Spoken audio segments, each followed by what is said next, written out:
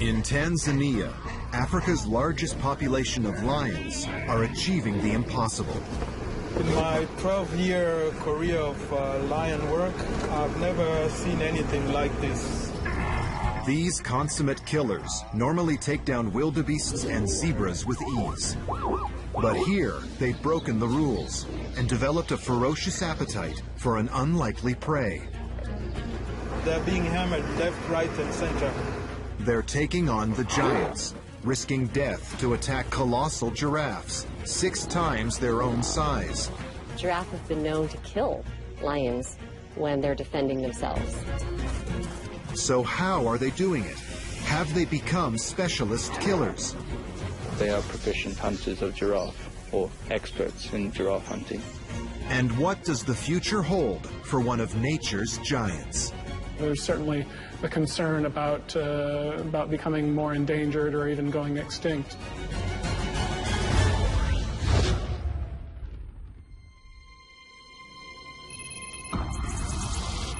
Selous, Tanzania.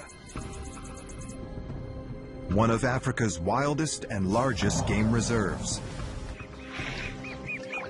Stretching over 20,000 square miles, it's a labyrinth of sandy riverbeds, channeling through vast unexplored woodlands, cut in two by the mighty Rufiji River. This great wilderness is a thriving habitat for some of Africa's most iconic animals, and home to Africa's largest population of lions, all 7,000 of them. Here, these apex predators reign supreme and take their rightful place as king of the kill. Lions are amazing animals. They're the largest cats, at least in Africa. They're incredibly powerful. I mean, if you watch a lion, you'll see that they have incredible muscle mass. They have these strong upper bodies, and that's why they're really successful. They occupy a niche that's unavailable to other predators in Africa. The average male lion stands at around 4 feet tall and can reach over 7 feet in length. This muscular killing machine weighs in at around 500 pounds and is armed with razor-sharp claws and teeth. Their bite pressure alone is almost 700 pounds per square inch. Lions hunt around every 3 to 4 days.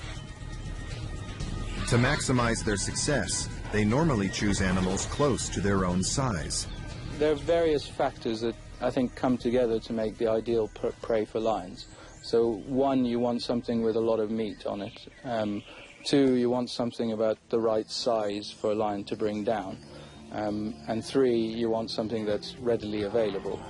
Lions usually hunt wildebeests, antelopes, and zebras because they can leap on their backs and overpower them with their brute strength, easily reaching the throat to suffocate them.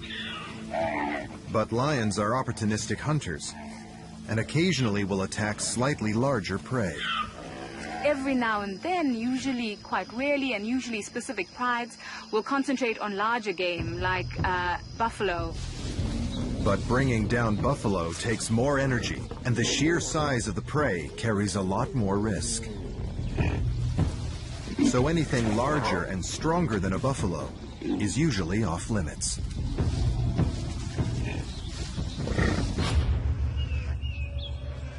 But in 2011, an astonishing discovery in Selous Game Reserve has wildlife experts baffled. On a routine trip to explore wildlife distribution north of the Rufiji River, research director Dennis Ikanda uncovers something puzzling. To our surprise, we were finding remains of giraffes. In under a mile, Dennis finds 4 dead adult giraffes. We found the first killed, and less than a kilometer, we found a second one, then a third one, then a fourth one. Closer inspection shows they've been subjected to a vicious attack. Bite and scratch wounds inflicted on the carcasses point to the work of one of Africa's deadliest predators. We were astonished to find all the hallmarks on these kills of lions. Somehow, lions have brought down huge adult giraffes and eaten them. The lions have this unique way of handling their kills. They're very careful. It's just stripping off the meat, and some parts of the bones of the body are not even touched or dismembered. And within 24 hours, Dennis finds 5 more carcasses. But if lions have started killing adult giraffes, how do they do it? The sheer size of a giraffe means lions would normally only risk an attack on a calf. One would expect that, we would see mostly calves being targeted by lions, but in this case it's directly the opposite. Instead, they're focusing on these massive animals. But it's not the first time lions have hunted giraffes here. Researcher Henry Brink began tracking lion prides in Selous in 2007, and he too started finding similar remains. Initially I thought maybe the giraffe had got ill and the lions had scavenging on it. But then we started to see many more kills. Henry is still puzzled by the kills. I've studied lions for 7 years and I've never seen this before. It seems the impossible prey has become a routine and regular target. In my 12-year career of lion work, I've never seen anything like this. The number of giraffes being killed suggests, they're being hammered left, right, and center. It seems these lions are consuming 10 times more giraffes than normal. Usually, giraffe would comprise of 0 to 5% of the lion's diet. But, what we see here, the number of carcasses and the frequency of sighting clearly suggests that they comprise well over 50% of the lion's diet. So why are the lions targeting giraffes? Is it through desperation, or have they discovered a new hunting technique? Giraffes stand at up to 19 feet tall. Any lion attempting an attack faces an opponent almost 5 times its own height. Biologist Monica Bond studies giraffe herds in northern Tanzania. They have a great advantage because they're very tall. They have a really far line of sight. They can see up to a kilometer away. So they'd be able to spot any potential ambush. Reaching speeds of up to 36 miles per hour, giraffes can easily outpace a charging lion pride. But even if the lions do succeed in catching up, they face fierce defense.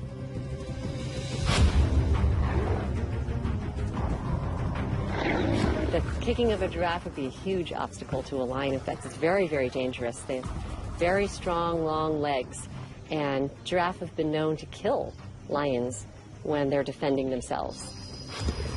It's pretty remarkable for lions to actually have a campaign against adult giraffes specifically. Because they are such risky prey items, they will kick a lion quite severely and break bones, damage jaws.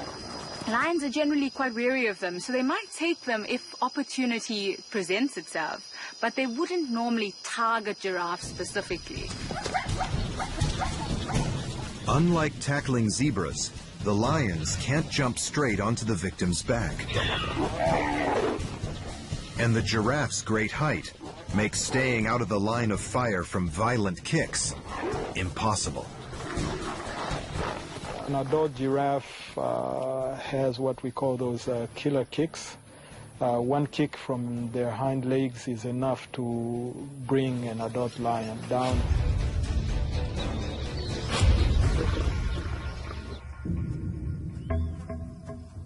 And the mystery deepens. With the risk of death or injury so high, surely there should be lions wounded or even dead along with the giraffe carcasses. But none have been found.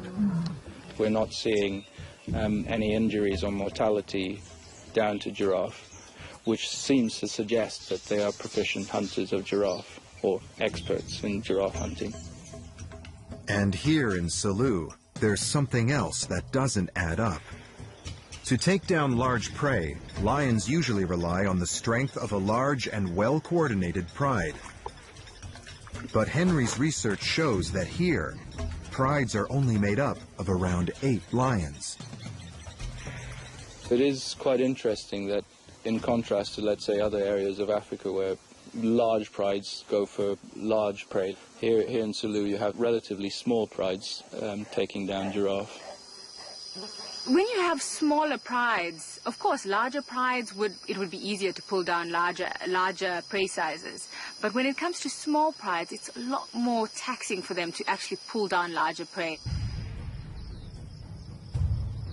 With more and more adult giraffes being discovered dead, investigators don't yet know what effect this might have on Selous's vital giraffe population. Dennis puts together a team of local experts and returns to the reserve in 2012, determined to solve the mystery. While there are no eyewitnesses to these kills, there are plenty of new carcasses, and to the trained eye, they hold vital clues. In the course of bringing it down, one individual, if not two, jumped on the back, and these scratch wounds were inflicted from up coming down. You can see some serious scratch wounds here and some major bite wounds here. And it's bitten from this angle here and suffocated until it dies. Although this carcass has been ripped apart, there are clues to how many lions it took to kill it. What I gather from this sighting here is that there probably were not more than maybe 4 lions, and this might have happened in between their normal meal times. How can just a few lions take down such a colossal creature? Are these specialist killers catching the giraffes by surprise? Or could the lions have discovered a different way to ambush them? It remains a mystery how they do it from the onset. How do they stage their ambushes? And then who does what in a pride? How do they manage to prey at such levels on giraffe? It's thought Africa's giraffe population has been cut in half in just a decade. With so many giraffes being slaughtered here, Dennis needs answers, and fast.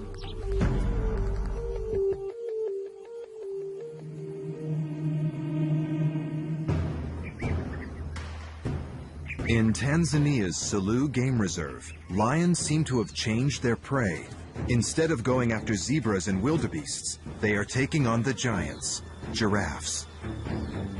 Lions hunt around every 3 to 4 days, and in this vast land, hunts usually go unseen. So nobody knows how they are bringing down this formidable opponent. Big Cat cameraman Warren Samuels has joined the team, hoping to film a hunt for the first time, but it won't be easy. The wildlife here is extremely shy and flighty, and lions and giraffe, they're not used to people as they are in other protected areas. Selous is tangled with thick woodlands and dry riverbeds. With no roads or settlements, it remains largely untouched by man. So the wildlife here is even harder to get close to. Perhaps you can try and check along the Rufiji River and then work your way up towards the short grass plains up to the north. It's going to be a tough job for you as well, but good luck. Yes, well, I'm looking forward to the challenge. Warren hopes to track and follow the lion prides, but he'll need skill and luck to capture their unique behavior on camera. I've been filming lions in East Africa now for the last 18 years. I've never actually seen lions take down a fully grown giraffe, but hopefully, with a lot of luck, we may get it. Lions are the largest of Africa's big cats. And they're successful predators partly because they play to their strengths and kill their prey fast. Danny Govender is an expert on these killers. Lions predominantly rely on running down animals, but because of their bulk, it comes at a disadvantage. They can't run for long. So usually a lion will resort to sort of stalking, so using cover as much as possible until they're within that zone of about 30 meters where they can run up to the prey, overpower them quickly, and kill them without causing too much damage on the lion itself.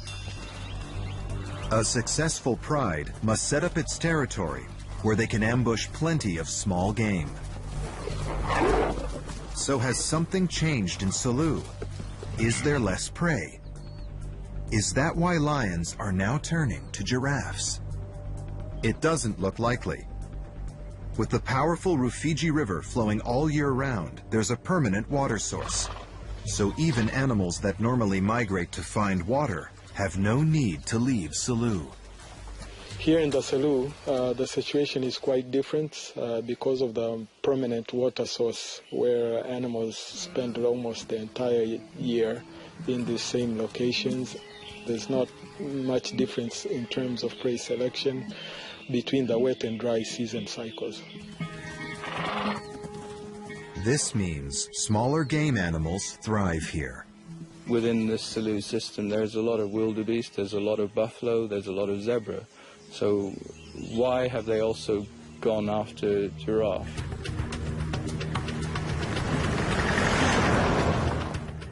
To find answers, Dennis has almost 1,800 square miles of inhospitable land to cover, with few dirt tracks. But he wants to document all the giraffes he finds, dead or alive. We're here counting the number of giraffe groups throughout this game reserve. We've divided it into 3 to 5 different transects, so we're moving along each of these sampling transects and recording the number of herds that we come across and their age and sex structures.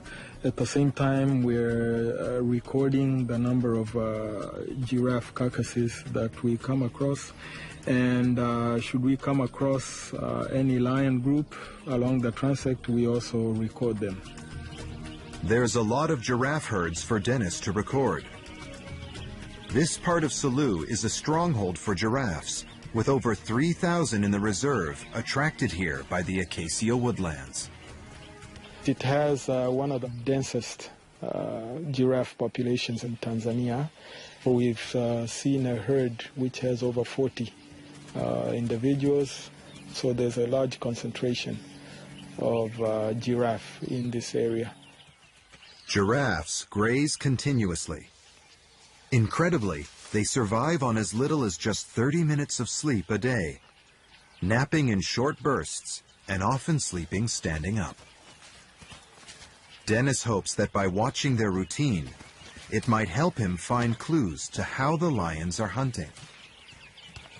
During the day, they walk down towards the riverine habitat where there's water and a bit of browse. And during the night, they move into more open habitat where they can be much more vigilant.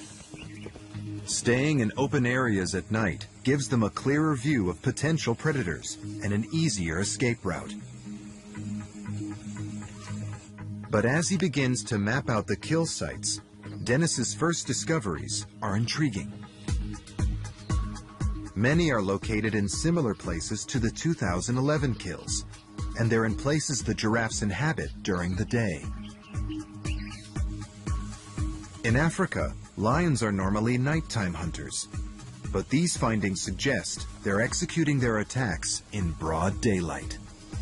Lions are nocturnal hunters, so they prefer using cover as much as possible, and the best cover is at night. They're usually then at an advantage because then they can utilize the fact that the animals are not seeing so well, their prey items are not seeing so well. But being such adaptable predators, lions can break their own rules to fit their location.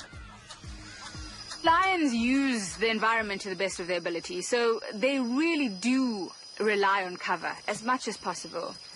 And it makes it more difficult for them in open areas, because in open areas they're so visible.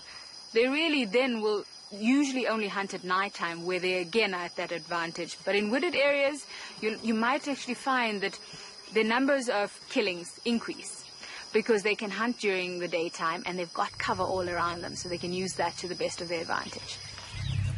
Feeding high up in the thick, leafy canopy, it's not going to be easy for a tall giraffe to spot stalking lions on the ground below. And in dense woodland, it's harder to escape. So have the lions just found the perfect death trap?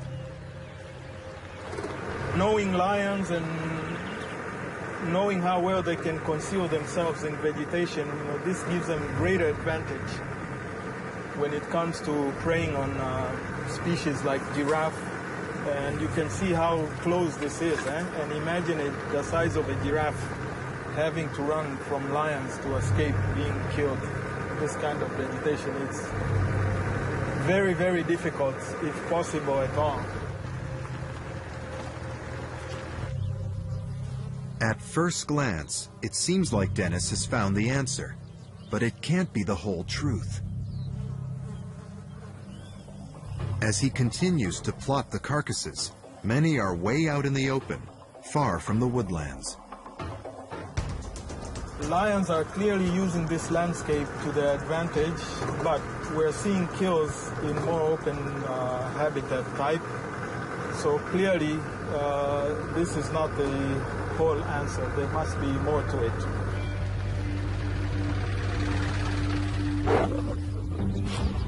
Normally, lions don't attack adult giraffes because of their deadly defense methods and killer kicks.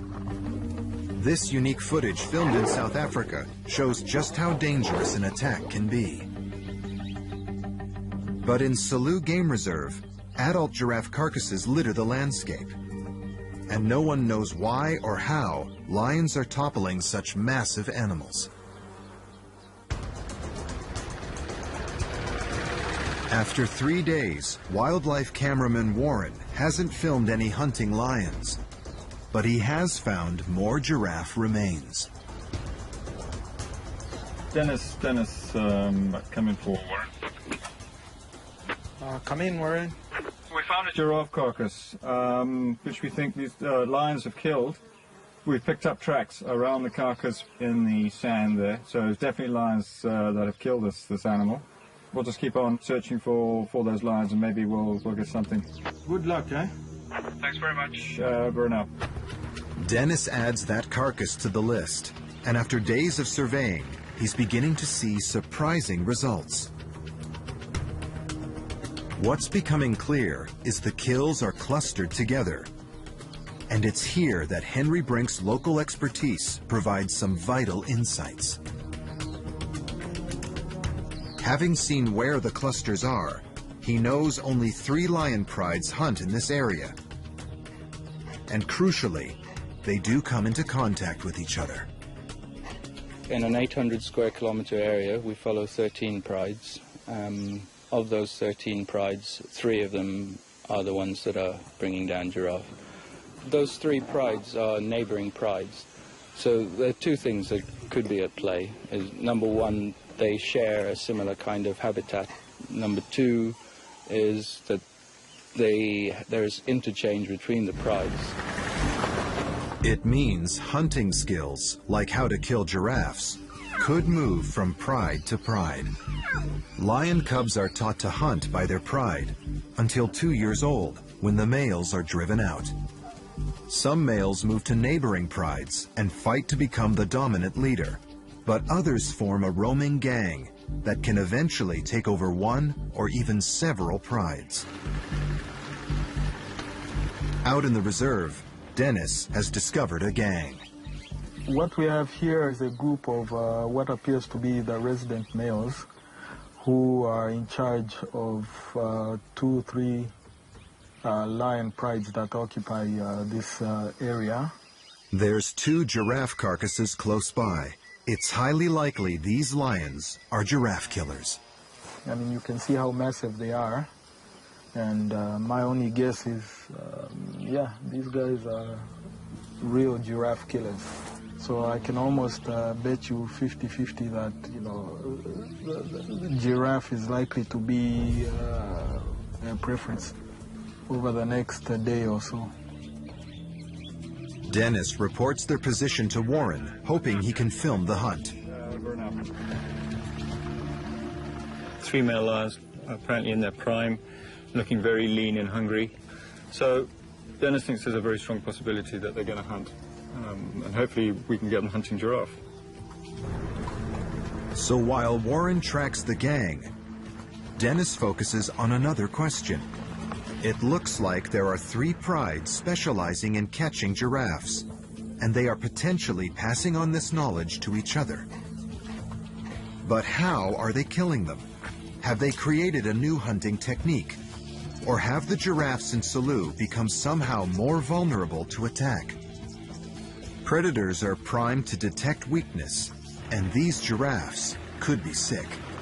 Lions are very clever animals, and they will take very quick notice of any abnormalities in their prey species, and so this could have a very significant effect on the lion's choice of giraffe as prey.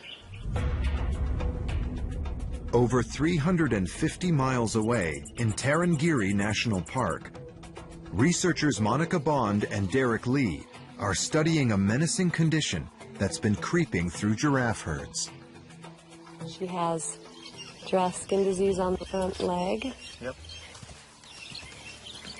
A mild to moderate case. Giraffe skin disease begins as scaly skin patches around the knees of giraffe. It gradually affects the immune system and their mobility. The sores can be from something very small, like a few centimeters, up to the entire back of the leg, and the skin looks like it's sloughing off. And then it looks like it's kind of an itchy, irritating disease. They'll often scratch their legs on the bushes, and sometimes they seem sort of reluctant to walk. The disease is rife in Tarangire. We did a survey last year and found about 60% of the adults had the disease. So it's widespread and pretty high prevalence. Anything that slows giraffes down is a big problem for an animal that uses its speed to escape lions. They definitely can see animals that are not doing so well, struggling to keep up with the herd, maybe on the outskirts, and lameness, for instance. They definitely pick up on lameness. Could this debilitating illness explain why lions are so successful at taking down giraffes in Selous? One theory is that if you have giraffe skin disease, then maybe those giraffes are more likely to be taken by lions. Elsewhere, it looks like this theory is being proved right. Ruaha National Park lies west of Tarangire and Selous Game Reserve. Skin disease was first discovered here in 2000, and now 80% of the giraffes are infected. Giraffe kills in the park are uncommon, but tourists recently managed to capture this very rare and shocking footage of an actual kill. A pride of over a dozen lions has cornered and attacked a massive giraffe in a wooded area. But the giraffe doesn't seem to be fighting back. There's no killer kicks, and it's struggling to defend itself. Could it be diseased?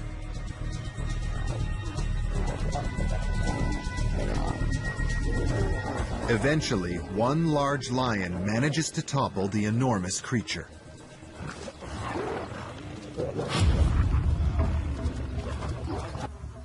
Disease is hitting Tanzanian giraffe populations hard. Could this be the key to solving the mystery? Dennis needs to investigate whether skin disease has spread to the reserve and is weakening the giraffes. In this type of investigation, it's important to rule out the effect of diseases and perhaps the behavior thereafter, because disease does have a very significant role to play in this, in the sense that it may weaken the animal or even its ability to defend itself against a group of attacking lions. In search of answers, he calls in specialist veterinarian Donald Umpanduji to examine a carcass. Is there any obvious thing you see before you even begin looking at other clinical signs? In terms of this carcass, what I can say as far as the skin disease is concerned, the skin is quite intact. Although the inner side has already been taken, but obviously there is no signs. It is quite normal. Giraffe skin disease can be ruled out here, and the live giraffe herds aren't showing any symptoms so far. But skin disease isn't their only cause for concern. There's another fast-acting and less visible killer that is also spreading across Tanzania. The giraffe in this region of Tanzania have actually suffered in recent years disease which has affected their ears, and some believe it may have affected their balance, which is crucial to maintaining stability, for example, when they're actively escaping from being killed by large predators. Giraffe ear disease is capable of wiping out entire herds with ferocious speed. Starting out as crusty, weeping sores on the outer ear, it can knock out the giraffe's delicate balance system. For an animal that reaches 19 feet tall, balance is crucial, but its top-heavy anatomy makes that balance almost unfeasible. Their heads weigh around 70 pounds and sit on roughly 7 feet of neck, which itself can weigh more than 220 pounds. Then about 1 ton of weight pushes down onto legs around 9 feet long. And incredibly, this all balances on 4 tiny feet, just 8 inches wide. In the UK, Professor John Hutchison is examining the giraffe's incredible anatomy, focusing particularly on their balance. It is astounding that an animal with such long legs, so huge, can balance itself on those long legs. It's sort of like, you know, how amazing it is that a bumblebee or a hummingbird can fly.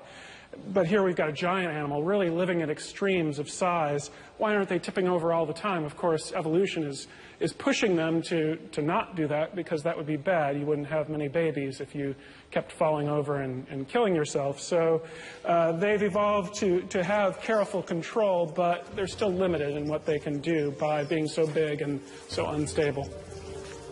With balance already a challenge, any disease that induces dizziness could be fatal.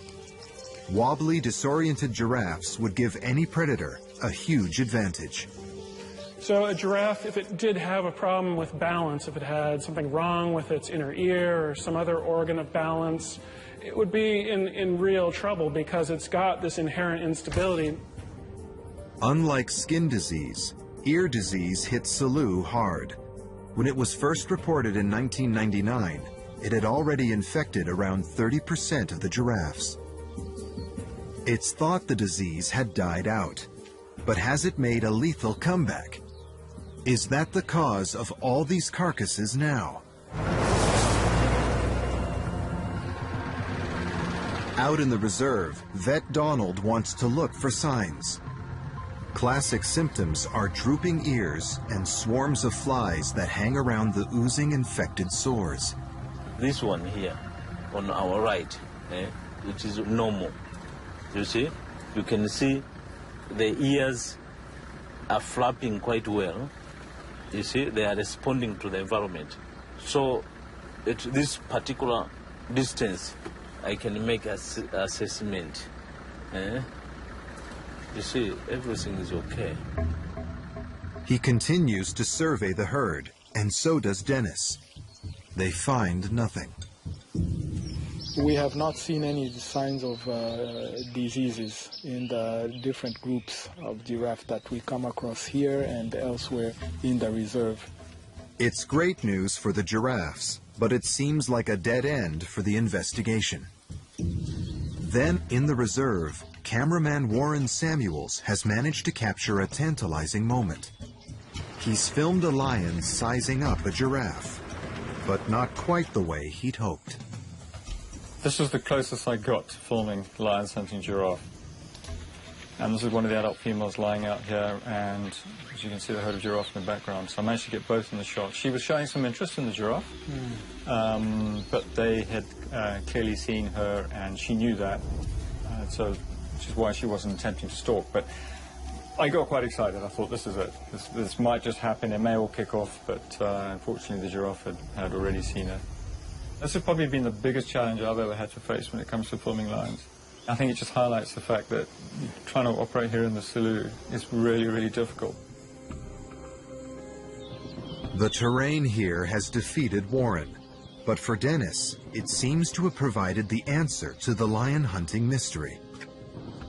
After a week of surveying, he has the results back from the kill sites. From the look of it, we clearly see there's a pattern where attacks have mostly concentrated. Up to now, the giraffe kills appeared to be in random clusters, but with more information, it seems there's nothing random about these sites. He's closing in on the answer to this mystery, one that combines the cunning of the lions, the peculiar anatomy of the giraffes, and a unique landscape, all to make the impossible possible.